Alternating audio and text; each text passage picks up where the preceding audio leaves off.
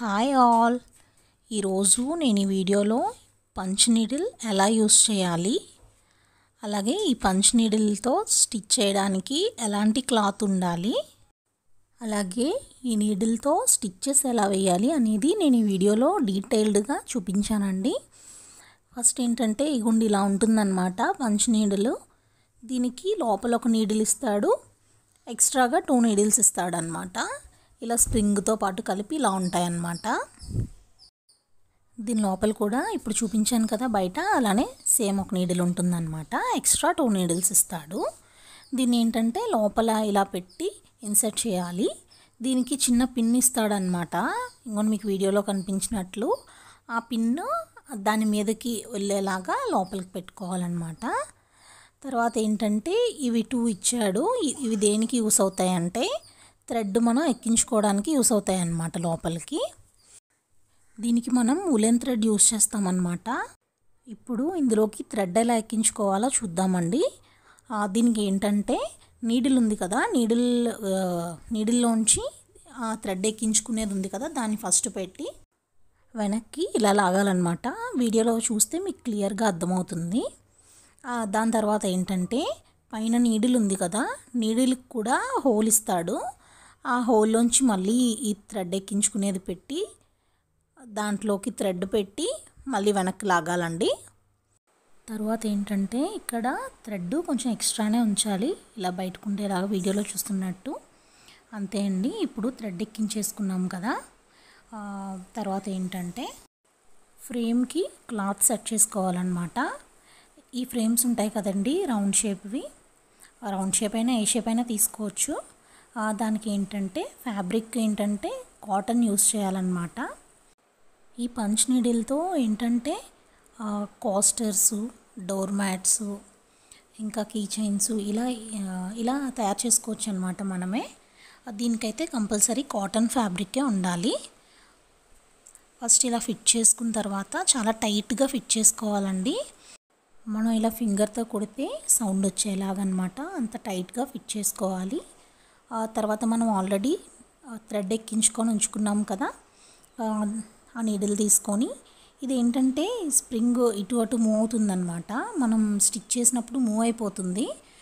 అలా మూవ్ అవ్వకుండా ఉండాలంటే దాన్ని కొంచెం ఇలా తిప్పాలన్నమాట. అక్కడ రౌండ్గా ఉంది కదా, దాన్ని కొంచెం మూవ్ చేయాలి. అప్పుడు ఇంకా నీడిల్ కదలదన్నమాట, టైట్గా ఉంటుంది. నీడిల్ ఎప్పుడు ఇలా పెట్టుకుంటేనే బెటర్ అండి. 10 to 12 మధ్యలో పెట్టుకుంటేనే మనకి బాగా వస్తుందన్నమాట. ఇక్కడ ఒక చిన్న ట్రిక్ ఉందండి. అదేంటంటే అన్ని వీడియోస్లో చూపించినట్టు జస్ట్ నార్మల్గా ఇలా స్టిచ్ చేసుకుంటూ వెళ్తే ఇదైతే రావట్లేదండి, స్టిచ్చెస్ మళ్ళీ ఊడిపోతున్నాయి అన్నమాట వెంటనే. నేను ఆల్రెడీ ఇప్పుడు వీడియోలో చూపించాను కదా, నార్మల్గా స్టిచ్ చేస్తే వెంటనే వచ్చేసాయి అన్నమాట.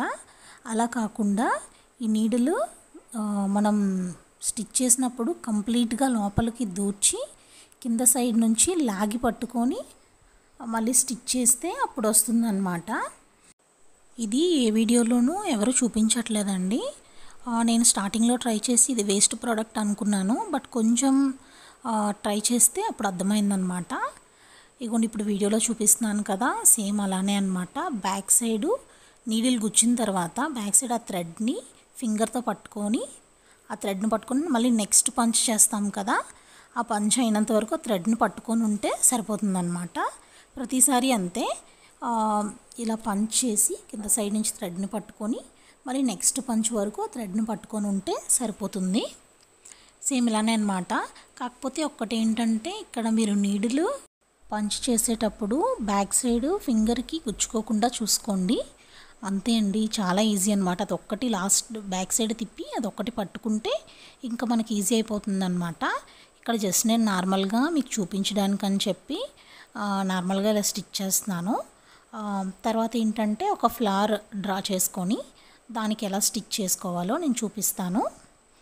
ఇప్పుడు ఏంటంటే ఒక ఫ్లవర్ డ్రా చేసుకున్నాం అనమాట ఆల్రెడీ. ఇప్పుడు చూడండి ఇలా స్టిచ్ చేసుకుంటూ వెళ్ళిపోవడమే అనమాట.